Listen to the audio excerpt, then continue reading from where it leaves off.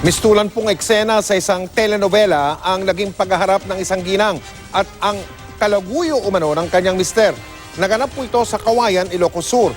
Yung number 2, sinabuyan at pinainom daw ng bleach yung number 1. Nakatutok si CJ Turida ng GMA Dagupan.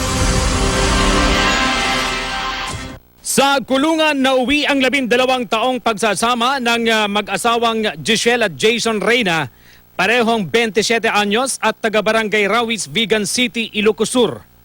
Naaktuhan umano ni Giselle ang mister, nagkasama ang kalaguyo sa isang kwarto sa resort. Pagpasok nung isang pulisuman natin, naamoy na niya yung amoy ng parang sa loob ng kwarto.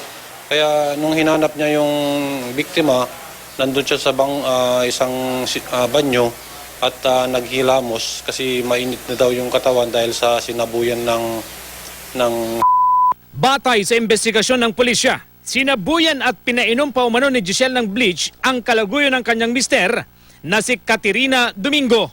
Pero itinanggi ni Giselle ang paratang. Sa totoo, hindi sa akin yung ako yung unang sinubuyan. Tapos, kasi aware siya na siya yung kabit, kahit palagi siyang nagdadala ng spray na yon, which is akala niya nung asawa ko alcohol pero asido pala. Aniya, dati nang umamin ang dalawa na may relasyon sila, pero patago pa rin umanong nagkikita. Matibay raw ang kanyang ebidensya matapos makunan ng video na nagtatalik ang kanyang mister at kalaguyo sa resort.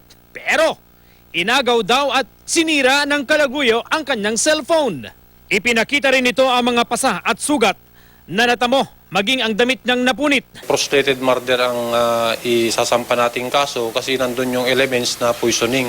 Sasampahan naman ni Giselle ang kanyang mister na si Jason at kalaguyo nito ng kasong concubinage.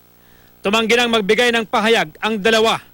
CJ Turida, nakatutok, 24 oras.